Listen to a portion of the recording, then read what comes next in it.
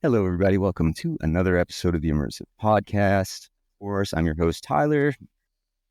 Happy to be here. Hello. We're here with another esteemed guest and friend of mine, Elia Bean. She is a certified hypnotherapist, and she is restarting the Elia Bean show, which you can check out live on her Instagram, and we'll have all of her links and everything in the bio, as always, of course. Elia, how are you doing today?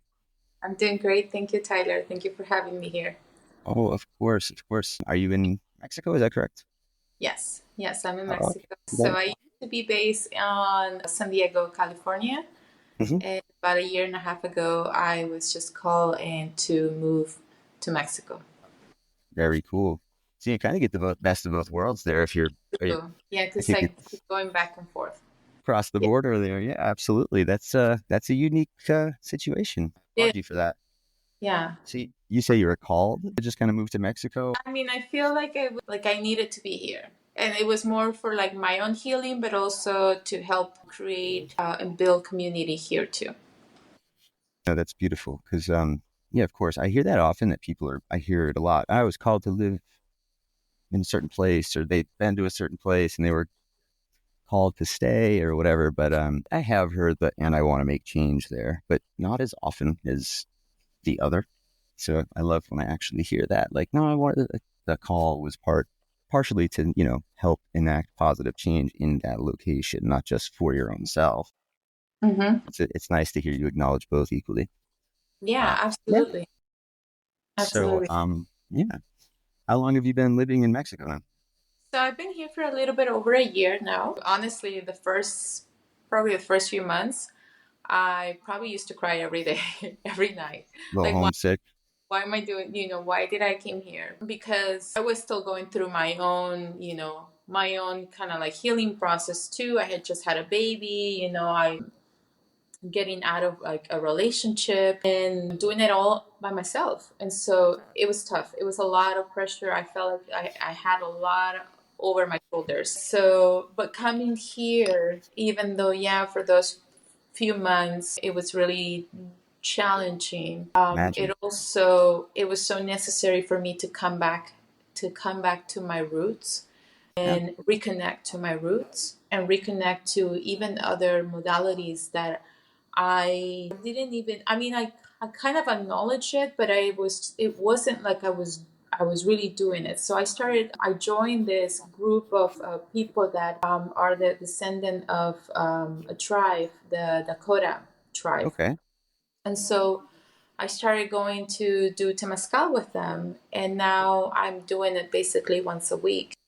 Yeah, I see those street Temescal ads and, well, not ads, you know what I mean, the posts and such regarding them. And I think that's cool. So cool. Sorry to Yeah. interrupt.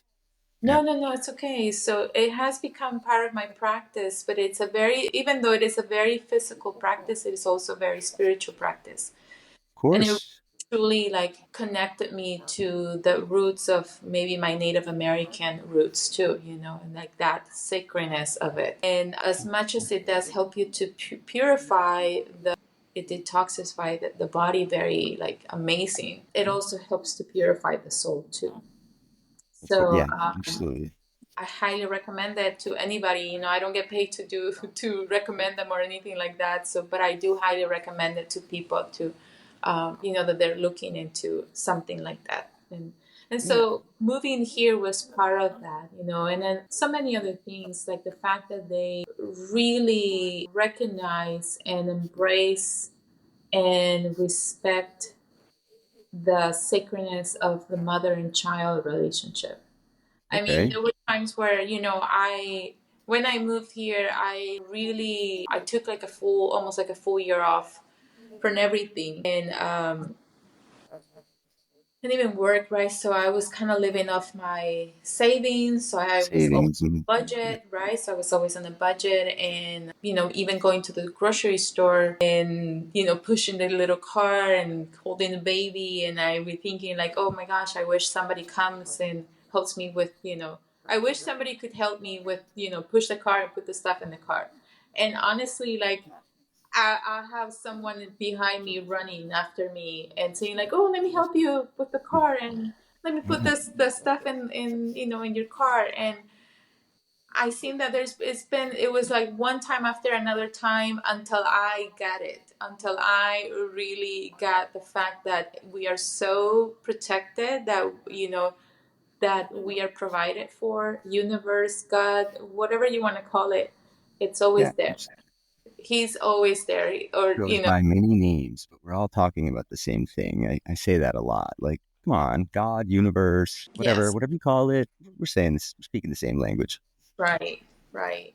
I still do like to call it Father, just because Yeah, that's just part of my maybe my belief, whatever works best for you. really religious background too. So even though I don't practice religion, I have have still have respect for religion. But I just call him Like, Father. Yeah, it's in a very endearing kind of way. right, right. No, that works for. I mean, I really believe that. Like, then it. I mean, there's plenty of clips of me saying that sentence, like enlisting 15 different words and then saying, or whatever you call it. But yeah, I mean, I, I I used to say God. I tend to say universe. Hmm. And I'll say it kind of depends on the audience. I mean, if I'm Yeah, speaking to people who are going to not really be receptive to me saying the word universe and they're going to be like, yeah, insert God, it means the same thing to me. It doesn't make any difference. right. I think we get caught up a little too much on this, like that can kind of divide people. It's like, no, no, no, no, no. We're saying Yeah, the same thing. right. Absolutely, Very absolutely. good point. Whatever you want to call it. I still participate in a Bible study. Yeah. I do love the Bible, and I love to dissect it, and I study it in a very different, unique way now. But I still enjoy having those conversations with some people that are still religious, and I have Bible studies with them. So it's seems like it's another part of kind of staying in touch with your roots a little bit, but integrating the Elia now, who Elia's grown into, the things that Right? you were. I mean, I'm sure you just skimmed the surface there when you were talking, just the examples that you gave, Yeah. grocery store, things like that. But Right.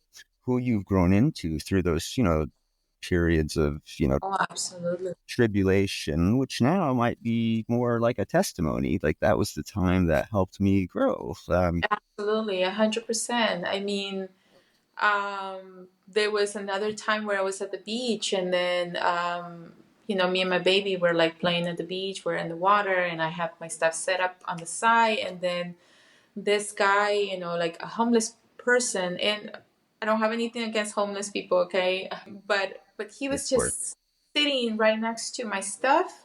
And it's not like I was afraid that he was going to steal my stuff or anything like that. It was just the fact that what he was doing, it was just his presence, his energy. And that's another thing, is like I'm so in tune with my intuition, with my nervous system. I listen to my body. Mhm. And so my body was just like having that reaction of feeling uncomfortable. And so in Yeah. that moment, I just kind of like say like a little prayer, or, you can say a little prayer, or whatever you want to call it, Yeah. right? And I just said, you know what, I don't feel comfortable right now, so I need you to send me someone to protect me right now. I need you to keep us protected. And I got out of the water, walked down to, my stuff, where my stuff was, right? And I'm holding my baby, of course. And he's like, "Oh, I hope that this didn't make you feel uncomfortable." And I was like, "Well," I'm like, "Not that you say it. Of course, it makes me feel very Right. uncomfortable, right?" But I didn't say that. I just say like, "Well, what is that?" And he was like, "Oh, this," and he's making a circle with like little pebble stones. And then Mhm. in the middle, he had like a bunch of little pebble stones. And I was like, "This looks like a little ritual kind of a Yeah. something, Like, not." what's this guy doing? Yes. And so he's like, "Oh, this is your family. This is your ancestors." Wow. And I was like, "Okay." And Okay. I grab my stuff and I move away, right? I'm not kidding. Like 2 minutes later, there's this two big military Marine guys Oh wow. walked up. They, walked past me, and they went and talked to the guy. And they Just right away, huh? literally, they put a line, and Hmm. they told him, You cannot It's move like from this line while she's playing at the beach with her baby. And then a, they came to a me, line drawn in the sand. I love it. and then they walked them, back to me, and they're like, you know what, he's not well, like he's not mentally stable, but we told him, he cannot move from this space, this line, and while you're at the playing with your baby, and if you feel uncomfortable, you can just let us know. There's more of Absolutely. us watching up in the tower, and there's like a tower up there, and they're watching. So that's exactly how they knew that I needed, that I was feeling uncomfortable. They Yeah. noticed, they were watching the whole time, and so they just came by, right? And I do feel Or like that's exactly how it works, right? You put your message into, and Dolores Cannon used to say this too, right? of It's like course, we have angels and they're just waiting for us to like ask them. they're waiting for And they asking for go and they're specifics. like, right away, I'll get this done right away. And Yeah. that's how it works. That's really how it works. And for me, it was the fact that I really needed to trust the process, trust Right. in my Trust that in you my could divine ask purpose. and receive. That's hard for a lot of us, I think, to just And that simple was very concept. hard for me. That was very difficult for me to receive because I always been very independent since I was a I kid. I always been very independent, and so receiving was difficult for me. But yeah. being And, here has really opened me to receive, just to be in that place of like receive, just receive. And so it's been a beautiful experience for me to see it unfold, and just the people that I'm starting to like reconnect in some ways or connect. And then also just trusting that God is there. I mean, I had absolutely. this the most like crazy experience. It was like back on 2020. Hmm. I was driving in my car, and I was driving back from, it was on January 1st, 2020. We were driving back. It was my son and I were driving back from a New Year's Eve party. Okay. And, I wasn't even drinking or anything because I had my son with me. I've never been a big drinker or anything like that. Yeah. So anyhow, we're driving back and we're on this road getting back into, my house, and the road is empty, but I'm trying to fall asleep. I never Mm. fallen asleep on the wheel. Never. Highway hypnosis. Yeah, it's Yeah. dangerous. Yes. And anyway, so I just kept driving. I was like, I'm pretty close. I'm getting close. I'm getting close. My son is in the back of the car, of course. He fell asleep. As soon as he got in the car, he fell asleep. And to be honest, I didn't see if he put his seatbelt on or not.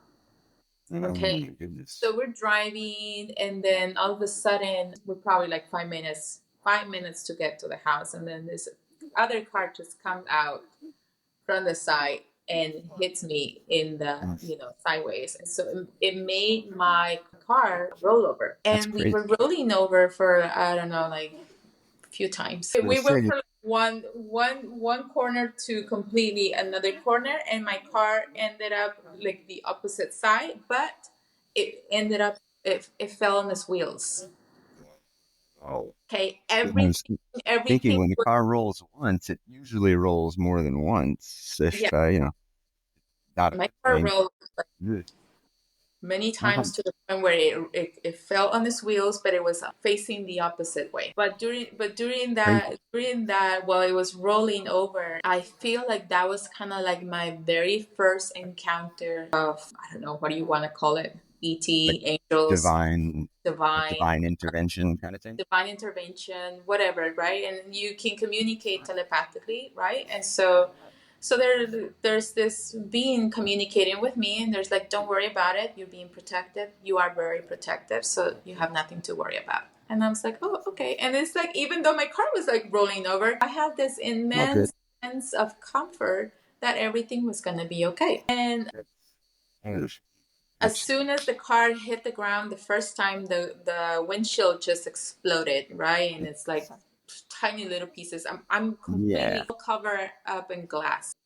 Yeah, I know how they break into those little tiny pebbles that aren't like shells, but they're little everywhere. It's Yes. So weird. I'm completely covered in glass. My seat is completely covered in glass, right? Everything's like completely like broken and everything. But I couldn't turn back. I couldn't turn to the back to see if my son was okay. Um, I could just see his shoes flying like, by me. And in that so moment I weird. just asked, you know what, I get it. I understand that, and even before we got hit, I was like, okay, it's inevitable.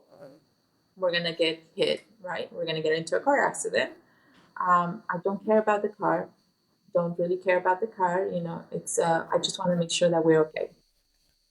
Make sure And you're all right. That's number one at that time. Yeah, of and course. so then in that moment, when I could see my son's shoes flying by me, I just asked, this being, I said, you know what, I understand that I'm completely protected. Nothing's going to happen to me. I know that. But I want you to make sure that my son is completely protected too. I don't know if he put his seatbelt on, so I need you to make sure that he has it on. And when the car stopped, first of all, nothing. Absolutely nothing happened to me and my son. Not even a scratch. The All only that rolling and only everything is the only little scratch I had is because when the car stopped, I started like, dusting myself off, and I brushed a had little one glass on yourself. little scratch in my chest. Oh my goodness. That was it. That's incredible, Elia. And I'm so happy that you're okay. And wow. Yes. But But and that continue, you wanted to say that first, of course. Very happy that that you're to okay. me showed me that we are divinely protected, like Mm-hmm. extremely protected. I just know that now. I have no doubt. I have no doubt. I have no fear of death. I have no fear of somebody wanting to hurt me or anything like that, because I know that we are divinely protected. Yeah. I And when the car stopped, it's like I knew exactly what to do. Took my seatbelt off, jump in the back seat. I grabbed my son. My son is, he's 16 now. This was what, it was some years ago. and so he was like 13, I don't Okay, know, so yeah. I almost remember 12. I you said it wasn't 2020, right? You said. Yeah. So anyhow, but I was still, trying. I was doing the math in my he head. was still a big boy. Okay, he was still a big boy. But in that moment, I was able to carry him like he was a baby, as Oh if he was wow! a baby, and he had his seatbelt on, And you did have the and he was seatbelt sleeping. on. Yeah. He was sleeping through the whole time when the car was rolling. He was still sleeping. So that is He very only woke up. interesting. He only woke up because the car stopped, and then in that moment he freaked out and he was like, "Oh my God, mom, the glass is broken. What's happening?" Right? And I said, That's "It's okay. We've been into a car accident. I want to make sure. Are you okay? Are you okay? Can you move? Can you walk? Can you?"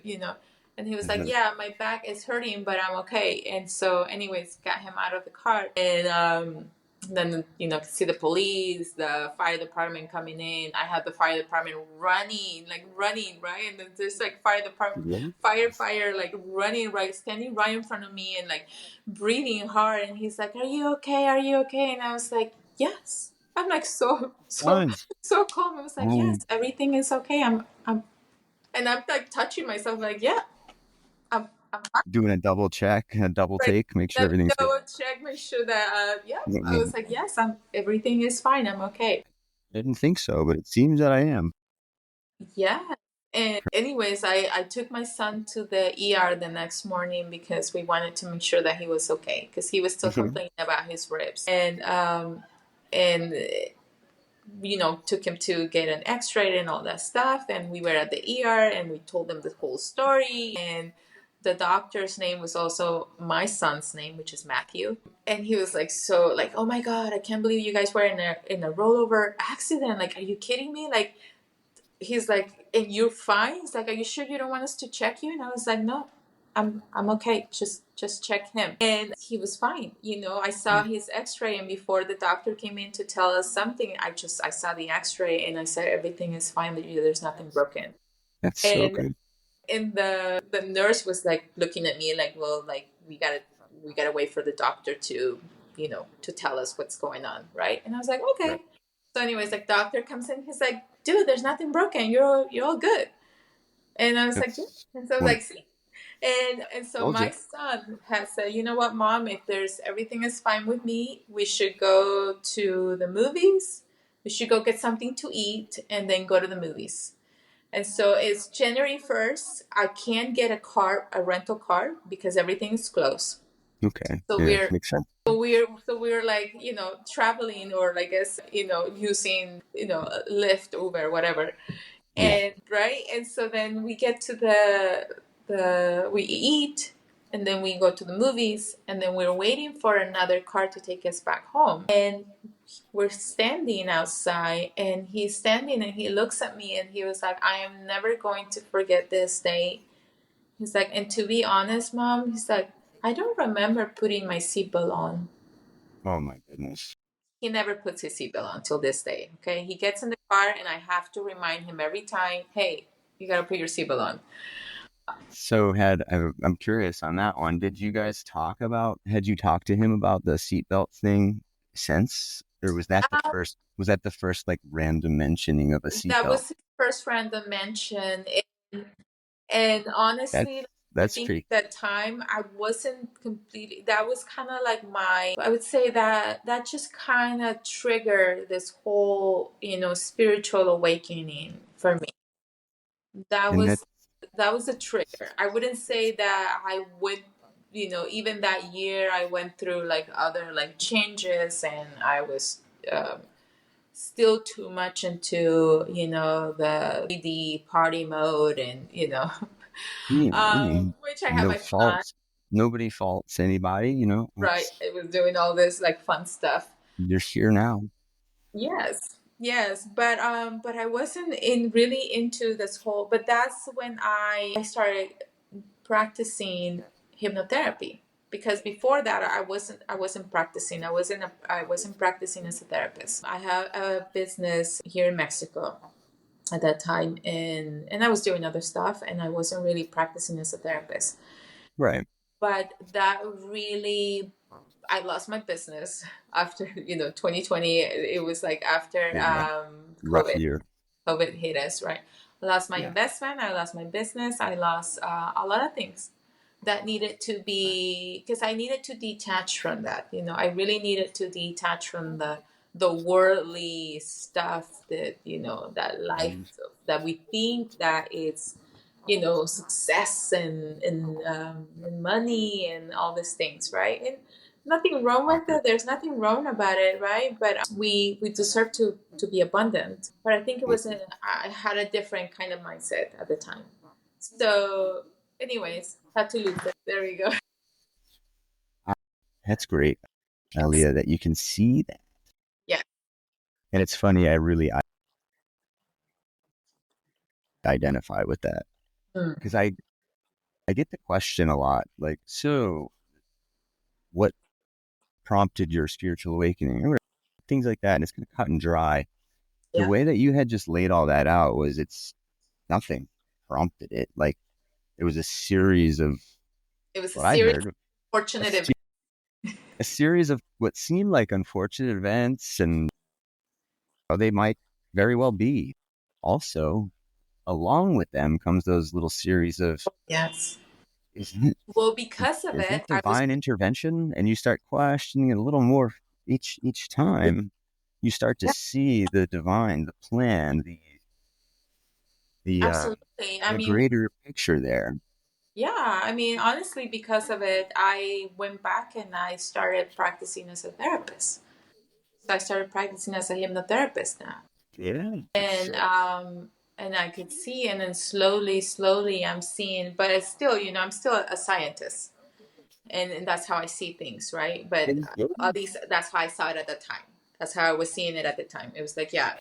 And even till now, I still people, I'm a scientist, I'm very nerdy, and I will tell you all the benefits about this and that, and how I've been like doing this and mixing all this stuff together, and I experiment on myself. Basically, I'm my own experiment.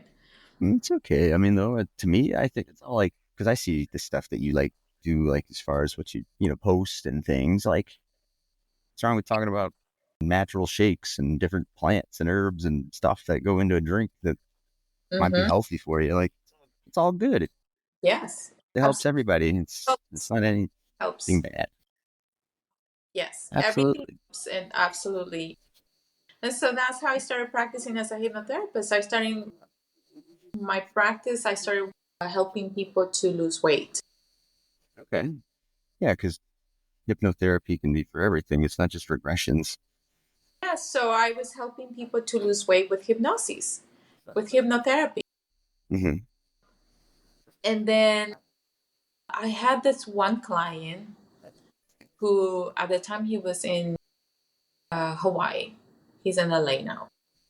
And I did the past life regression on him, but I wasn't really doing a past life regression. I was just doing a regression therapy, right? I'm a Right. scientist. Mm-hmm. At this time, at this moment, I was still just considering myself a scientist. Yeah, still regression therapy makes perfect sense. Therapist, sociologist, psychologist, whatever. Um, and so I do the regression on him, and he goes back to a lifetime that wasn't his lifetime. It was his mother's lifetime. His Okay. mother had already passed. Grandma had already passed, but he can't understand why he was feeling the way he was feeling. Very depressed. He had like no sense of like his self worth. And I mean, I'm talking about a guy who was a model.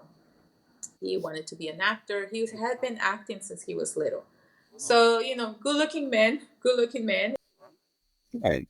But he felt like he had just this like depression. He didn't feel good about himself. Right. And Because it's all so many, perception. right? And so when we did the regression therapy, he went back to be able to heal that part that he was still holding on to. And we know that with epigenetics, right, that we hold, the body has memory and it holds in the memories of our parents, right? And Yeah, so absolutely. Yeah, that's that generational trauma. People hear that term all the time, but that's what you just said. That's pretty much what that is. absolutely, yes. but Cellular but memory. It's but I wasn't trained for that.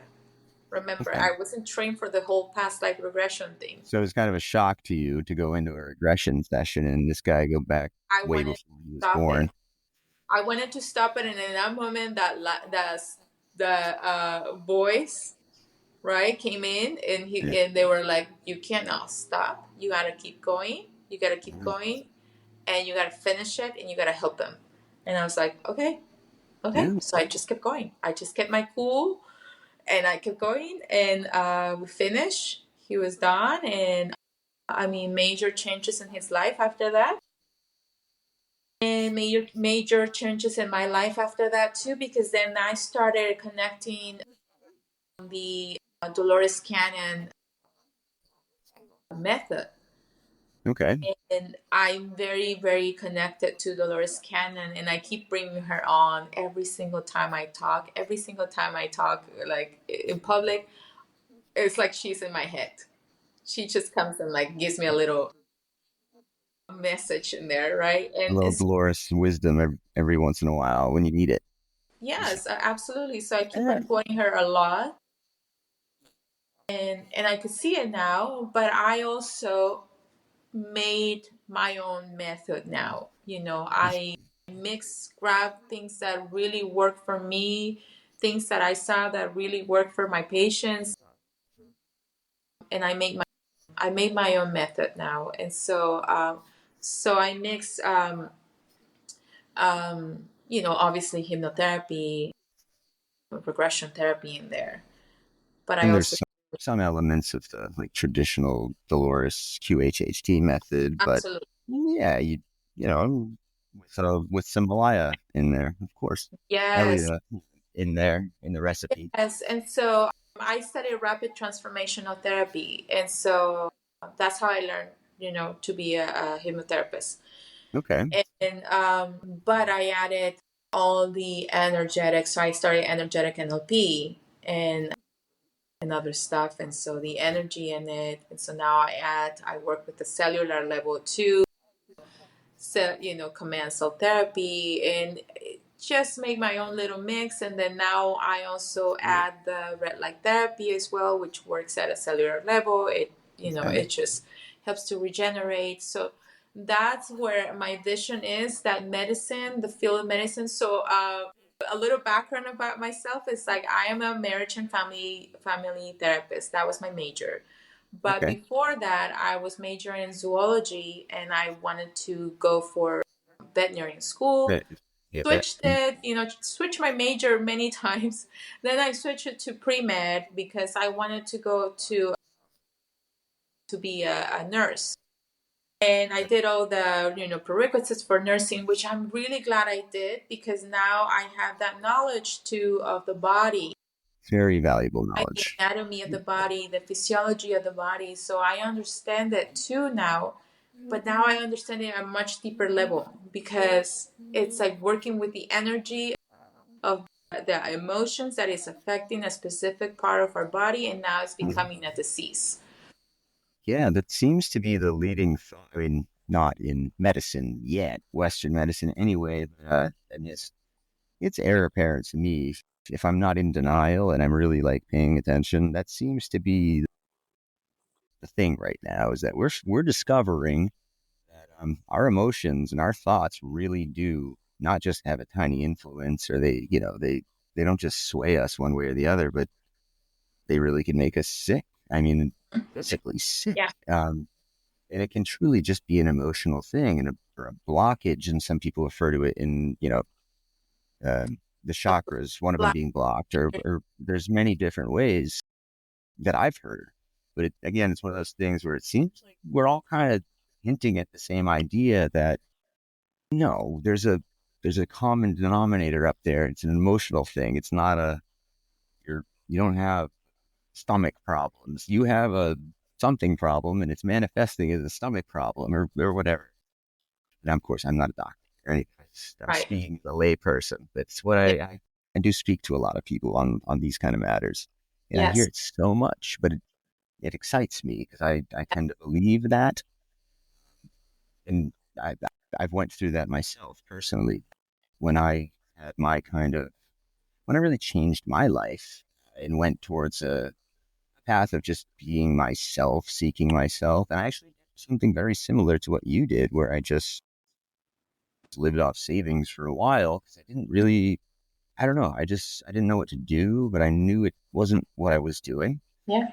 And, yeah, I mean, when you were describing your story, and people have heard me describe my story here before, but it's very much similar. Just I left a pretty good job, something that I probably could have been fine doing forever.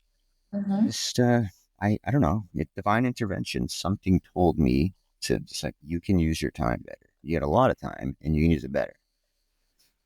That answer wasn't revealed right away. It was dripped in little signs that each one I believed in more and more and more than the next. And then there came a point where those signs became undeniable. Mm. And but with what I was getting at is the physical transformation, and well, first the emotional, the mental framework, how I choose to divine things, the Mm-hmm. verbiage I use. That was first. Then what came was, of course, a complete and total like reset of just mental framework, how I see the world, how I see myself in relation to the world and others, and everything changed. My body changed. A lot about me has changed. And I don't mean like things that make sense. They don't make sense. I got three really good examples that are like, they don't make any damn sense. I've lost 140 pounds in 20 months without trying. Like, I don't work, I don't go to the gym. I drink milkshakes all the time. Like, I eat a little healthier than I once did because, I'm very involved in like the holistic medicine movement and things like that. I have a holistic doctor with whom I work very closely. We throw a holistic health summit here in Tampa. It's like an in-person event. It's all for charity. It's great. And that'll be February 1st, 2025. That's for another time. But yeah, I didn't change anything at all, but I dropped all this just what seemed to be representative just blockages. When you're I'm severely overweight. I'm 5'7", and I was in the 270s pounds range. Like I was not a healthy person at all. Right. I mean, that wasn't good, but now I almost see that as like there was literal blockages there. There was things that were holding me Yeah. down, things that were keeping me that way. And it's when my mind changed, my intentions changed, and I actually stepped into those actions is when like I just started noticing things changing. And I'm just all over the place, I'm sure like you, but my eyes changed color. They literally changed color. Been the same color. I'm 32 years old, same color my whole life, and they just changed. Yeah. They used to be dark, dark, dark brown, and all of a sudden everybody's telling me your eyes changed color, your eyes changed color, and it's not a sometimes thing. It's they changed. Yeah. The weight thing I can't explain. 'Cause I still eat the same. Yeah. What I found is that is once you get rid of the shame and the guilt, you're not Mm-hmm. eating shame and guilt anymore. Right. You can eat Oh, whatever you want to eat and still enjoy it. And I eat whatever I want to eat. I mean, I'm more mindful of how, and I always yeah. been like this. I'm always been the health nut kid since I was little. I quit eating chips when I was in fourth grade, and I quit drinking soda when I was in sixth grade. You're ahead of the curve. That's good. I quit drinking soda during that time, and I don't drink soda. I still don't drink it as much. So I I always kind remember. of have a little bit of that mindfulness of, okay, I'm gonna eat this, but I'm not gonna eat this. But I eat pretty much out every single day. Yeah, me too. Because, okay, one thing is, and I don't want to say because I'm, a single mom with a baby, and it's just, but it's true. Honestly, living here in Mexico has allowed me to do that because sometimes it's cheaper to eat out Yeah. than to buy food, and then my food goes, to waste. I don't cook as much. I keep the basic stuff, in my fridge, of course for my baby too, because she needs her milk, her organic, eggs. I have to have that, Yeah. organic bananas. I have to have that at home, and other stuff that she likes. But other than that, I eat out a lot, and So, but every single time I'm always eating with that. I put that intention of, I love this. I'm so grateful for this food. yeah, And absolutely. I just know that when you love your food is going to love you back. And that is one thing that I help my clients change that mindset of, Yeah. just you can eat as much as you want, or you eat a little bit less. And that's Yeah. another thing that I used to put in my script for weight loss was that from now on, every time you're about to sit down in front of you, you're going to make a fist, you're going to look at your fist, and that's all you can eat because your stomach is the size of your fist. Size of your fist, pretty And much. so every patient, every client that went through that, they still remember that. They still remember that their stomach is the size of the fist, and so they eat less, and they're starting to lose the weight, and it's they keep it off because they're able to also let go of the shame and the guilt. And So it's a mental, it's a that is the framework. key. That is the key. It's like once you let go of the shame and the guilt, you're not eating shame and guilt anymore. Absolutely. You're That's just really enjoying profound. your food. You're changing that relationship with the food Mm-hmm. and with And that can everything be around you, right? said with everything too, everything around us. And yeah, Absolutely. it's so that's like ridding that attachment to, and what I identify in that is like your logic, reason, science, etc. I also was always very much that way. Like I needed to analyze, I needed to intellectualize everything, and I still kind of do that. I'm definitely not perfect, but I always was very much that person who like. I needed to ask 1,000 questions and really, really like put it through the Tyler test. to see if it was like, if it held credence, if it was scientifically sound. Like, don't Yeah. try to teach me something that doesn't make that you can't prove. Right. That's, I mean, of course, it depends on the arena and may still kind of act like that. I'm not going to lie. I still have room to improve. We all do. But as far as like major life decisions go and just things that are personal choices, things like that, I have such an easier time these days. And it's got to do with ridding attachments, like you said earlier. That's kind of the theme. And on listeners, anybody here that's picking up on something, I feel like there's a theme of you've got to rid the attachments to things that you may be too attached to. Yes. And that's something that I think deserves a little, you know, just extra recognition because we hear that term, rid attachments, etc. In Mhm. order to go into what that really means, and of course it's different for everybody, but Yeah. one thing I can say is I think most people think ridding attachments just generally means like to stop caring about money or material things at all. And Yeah. well, I don't think that's correct. Well, the word attachment by itself, it is it's attached. It's I know it's like redundant, right? But the word attachment is attached to the root cause of attachment is trauma. So if you have an attachment, it's because there's a root there that is attached to a trauma. So somebody who is always like on the go, go, go, go, right? Like for example, like very independent woman, a very independent woman is it's also there's an attachment there, right? Because you're attached to like wanting to be successful, wanting to be independent, and wanting to do all these things. But it's a defense mechanism.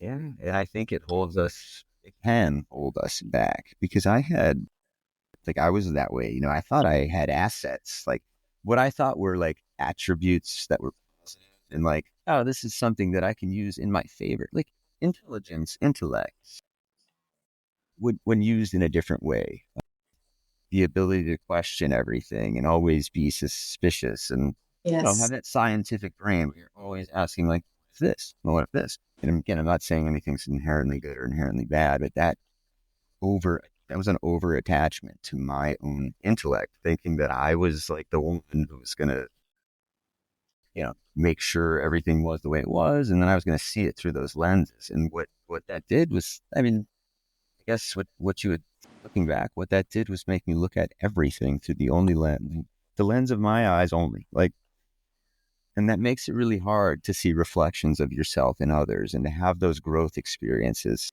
that those times where you really connect with another human being, those times when you really feel like we're not alone, we're all in this together. You can believe all that, but it's so attached to just one thing, like my intellect. I was never really a very trusting person. I didn't grow up like in a situation yeah, where you would trust people around you. When I got older, I was involved in some shady things, not an environment where you're really encouraged to trust everybody around you. You're grow and you adapt and you survive by trusting yourself and yourself only. Mm. So to let go of that for me was like a huge thing. That's when I was able to start receiving those immediate ask and receive. Yes. Didn't happen when I was asking for it, receiving it, and then like, okay, this is good, but and then almost metaphorically trying to like change the thing that I asked for once I got it. Like, why didn't you ask for something different then? Right. Right. We have to be very specific with what we ask. So And that's been part of my journey to learn to be very specific with what I ask, but I that's know what I want, and so now I ask very specific questions, that's for great. very specific things. Yeah. So that's a good question. So for people out there, and like let's say young women out there, how Right. did you go from the process of, I'm sure there was a process where you're figuring out, okay, I've got to ask exactly what I want. How did you come to a place where you knew exactly what you wanted? You don't have to disclose what you want, but Okay. was it No. a was it a tough spot, like finding Yes. what Yes. Okay. So I think it really helped me. My last relationship, past relationship with the father of my baby. that really put me, oh my God, it shook my world really, because I was like, oh my God, I thought I asked, for a masculine man. I thought I asked for, my soulmate. I thought I asked for all these things. And then it turns out, this is not it, right? This is probably the worst experience I have to go through. And detaching from the fact that what I wanted was a family. I wanted, I still believe in marriage. Cool. I still believe in, like, sacred, divine partnership and all that stuff. And so I was like, well, I guess we're not going to be a family, and I guess, my baby's not going to really grow up with her father, and I guess we're just, not going to be a family. That's so for me, and the whole, detaching from the marriage, that was a huge thing for me, right? But then now I Definitely is. understand, it's like, no, I have to find my peace. So I have to find my own peace and reconnect with myself and understand that I am divine, that I am, a daughter, from divine nature, that I deserve, so much better than that. I Absolutely. deserve everything that I want, if everything that I ask. You know, as long as 100%. you continue to do, that's why I feel it's like, as soon as you continue to do your mission, you stay in your path of what you believe is true for you, things are just gonna start coming through. Another thing that I let go is that I release the that thing that I was like, well, I'm gonna keep, and I still have my list. Okay, I still have my list of what I want in a man, and every time I would add something into the list, right? And that's Yeah. what relationships really helped me to see. They really helped me to see the things that I didn't want, but it also helped me to see the things that I really wanted. And No, I'm taking all those things that I want and all those special things that I saw in every single man that I dated. I can put it all together in this list and make that perfect man. And I can, visualize that and manifest that. But at the same time, I needed to let go yeah. the waiting time, the being impatient with, like, well, when is he Right. gonna show up, when is he gonna Okay. come, right?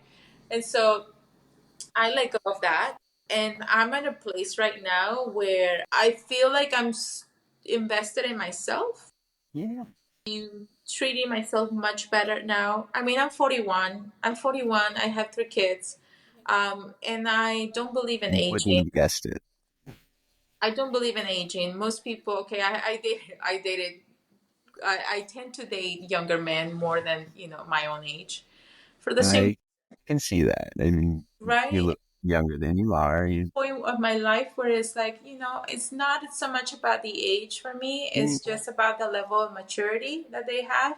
And it I doesn't really agree. matter if they're older than me. It's just that if they're not at the maturity level, for me, at least for me, that spiritual level, because it has to be a man also spiritually invested into this too. But anyhow, it That was at the point where I released that. I wrote it down and I just released that. And every once in a while, I go back and I read my list, but I'm not like waiting and asking and praying every single night for him to show up. I'm not, it's because out there in the right ether. now I'm invested in myself. I'm investing in me. I'm taking care of myself, and it's just like, when he comes, it's like I'll know. But for Well, now, at the moment, it's like I'm just focused on my mission, focus on myself, and that's it for me right now, right? And so, when the right time comes, then I think it's things are gonna just open up to for me, for him to come together. I do feel like we're gonna probably be working together. We're gonna be doing some type of work together.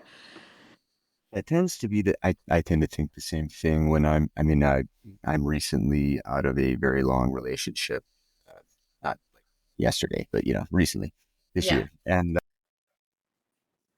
that was one thing that we kind of strayed on. And it wasn't something that we weren't, it wasn't something that we had opposite views on at the beginning, but I, for I'll use the term for lack of a better word, I had a real dark night of the soul and an awakening. And I did a lot of things that didn't make a lot of sense unless you were looking at it from like, he's trying to evolve spiritually. Like that's the only way it made sense.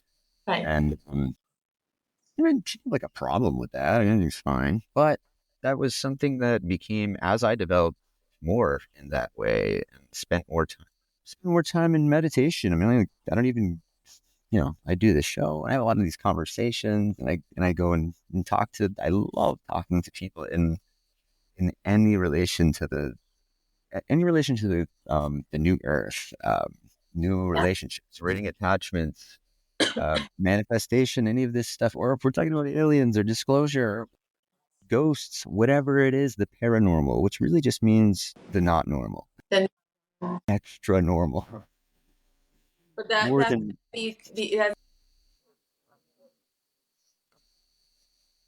yeah, it is. And, I identify with all of that because that was something that, I didn't like consciously choose like, oh, I've got to rid my attachment to my partner. Like, and that is not how that went down at all. But that's how ultimately that was the end result. And yeah.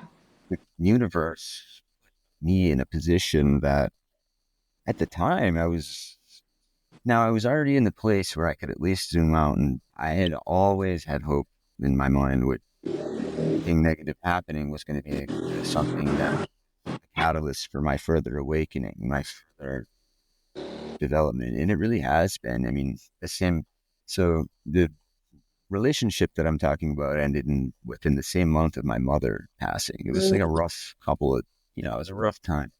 yeah. And, but I see it as like the things that happened to me during that time and why I am the way I am now and why I can't help but attribute it to things that have happened during those times.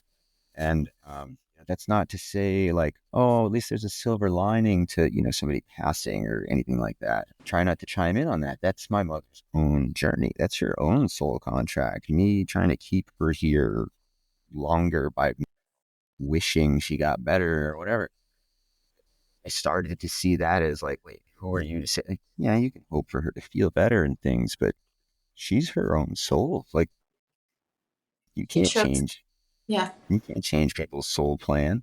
Yeah. And, of course, my partner and I had that awakening and really what that meant to me was I just thought of things different. The way I thought of everything was different.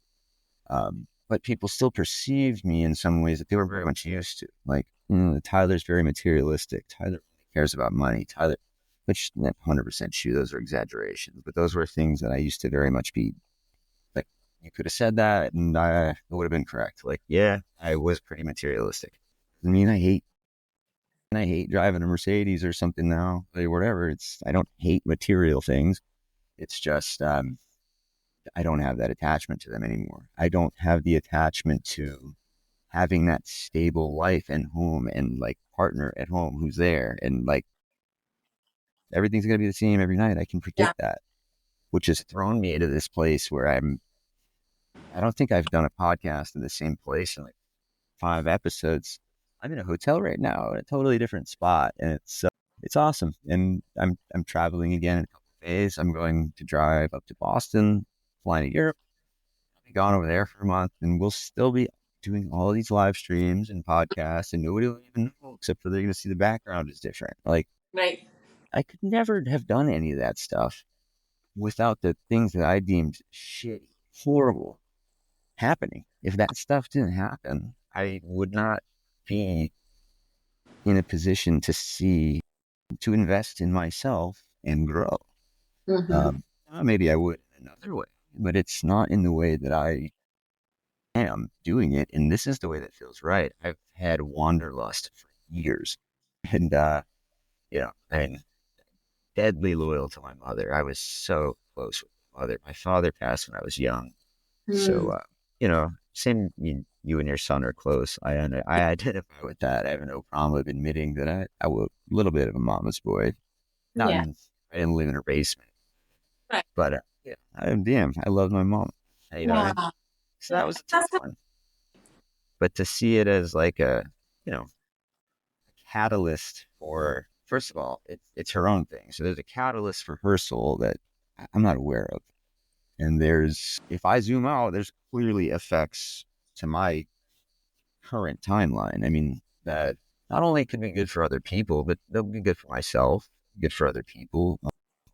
They're transmutation situations. I mean, cycles end, people pass, relationships end anyway.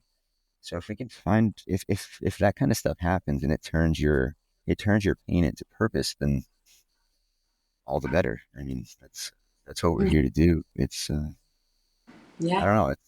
I'm starting to lose my train of thought on that one because it's something that gets me a little bit emotional, honestly, talking about it. No, no, it makes sense. Yes. I guess I feel a little guilty saying like, yeah, I see I hate saying that I see a positive or a silver lining to that. But I mean, to try to see the positive in anything, like even if it's freaking terrible, Mm-hmm. I wouldn't be authentic. I mean, that really is what I try to do now. So even if that means me trying to find positives in, my mother's illness and demise, I mean, that's kind of what transmutation is. Yeah. Sometimes I'm having a growth moment right now, just saying. Yeah. Yeah. Well, So the reason why I study hypnotherapy is because after I became a marriage and family, or after I studied marriage and family studies, I took this course, this certification for thanatology, which is the study of death, and spiritual intelligence, and I studied them together to understand the process of death and grief and all that stuff, right? And, and to be honest, like it's a death.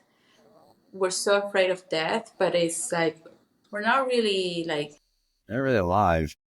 it's the body is the body is going to decompose and stuff, but the spirit, your authentic self, stays alive. It's infinite, it's eternal. And yeah, have you ever had any near NDEs yourself, or have you had NDE clients who have talked about those experiences, like near death experiences, in your work? Have you ever spoken to people Yes, so about that in depth? I've done some of my own regression my own regression or past life regression, where I'm at the moment where I'm going to die, and I could feel, right, I could feel the pain physically, but every single time, most of the times, it's not the pain that you feel physically, it's the emotions. Mhm. It's the emotion, whether maybe because in my past lives I was killed a lot. So I've been killed a lot. right, and so Yes. it was never the physical part, it was always the emotional part that really affected me, that really hurt me, because it felt like you've been betrayed, and so Right. that betrayal, that really hits you, and I needed to detach from that. I needed to heal that betrayal part, and I also needed to let it go and be like, oh, no, I'm not going to let anybody do that to me ever again. Like, I'm just Right. be my own responsible of my own things. But anyways, I have to go soon, just so you know, because I That's okay. I know coming you're a mama. back, baby's coming back. So yeah, baby's coming back. real quick then, tell us what you've got going on right now. You've started running the Elia Bean show again, Yeah, right? so I kind of going back into doing this Elia Bean show, just lives for now on Instagram, and we're Okay. going to Thailand on October 16th to October Okay. 23rd. We have a retreat over there. We still have space. If anybody wants to kind of join, they can just send me a message, a DM message on Instagram, Um, Elia Bean, and I usually reply. Most of the times I reply. Honestly, I'm very. That's probably the easiest way to communicate with me, through a Instagram. DM. Yeah. Yeah, So so the easiest way to get a hold of a lot of everybody is honestly through it, Instagram, and a lot of people say that, and yeah, I say that too. It just is. I check it the most. yeah. Yeah, and, it's a quick, just an easy way to get a hold of somebody. So Yes. yeah, thank you So for letting the people know where you tend to check your messages and everything like that. Do you have a website or anything like that you want to talk about? Anything else? it is the www.eliabean.info. I Okay. don't use it as much, but I have it there just to have it. But for the most part, it's I would say Instagram is the way I communicate the Yeah, easiest. Yes. absolutely. And yeah, no worries on the time or anything. I think it's great. We had a conversation speak live, and that was fun. It's always good to talk about this stuff. There's always somebody that hears it that gets something out of it because I mean, I got something out of that. I was like, that's I mean, in a different form, a female form, having a daughter, having a son, different things, but the emotions, the reading of attachments, the lessons, they're very similar, very similar. I Yeah. got a lot out of that. So for what it's worth, at least one person that's the goal. Affect one person for positive change. Yeah. So Elia, we will let you Thank get you. Thank going. you. Of Thank you so course, much. all your links will be in there. And if you could just leave the window maybe open for Riverside, if just leave the window open. If you can, if you can't, no big deal. But if you can leave the tab open there, it helps everything upload perfectly. It Oh, so doesn't just have to leave be it open like active. Yeah, if you can. I mean, it's not going to hurt anything if you can't, but okay. just usually takes like a minute or so to kind of upload the I'm video and the gonna audio track and everything. walk to open the door right now. Yeah, you're fine. And Just before we go, a quick shout out to our affiliate sponsors, Gaia TV. Thank you. We cannot wait to see what we can do with you guys in the future. Unified TV. There's a link in the bio for a free trial. If you buy the yearly subscription, you get free access to all their live events. And GFL clothing, which normally I'm sporting at least a shirt or a hat. Use code Tyler33. The hat's on me. Get a free hat. Just make sure you add it to your cart. Right now, I'm obviously rocking a bunch of this merch because, let's be honest, it's awesome. Uh, there's a lot of new merch in the Prentify shop. So go ahead and check that link out. Just we'll thank Elia one more time. Everybody thank Elia. She was such a great guest, and we're going to see amazing things from her. She's like she said, she's back from a break. So when people come back from a break, watch out. You never know what you're going to get. Anything you want to say, Elia? no, I'm just grateful for this time. Okay, I'm excited. Baby's here now, so it's like baby's here. Next generation's here. All right. Well, with yes. that, guys, we are closing out another episode of the Immersive Podcast. If you have any questions, comments, whatever, send them to us. We'll answer you. Please like, Thank you. subscribe, share, all that fun stuff. Really helps the channel. And thank you, Elia, the most.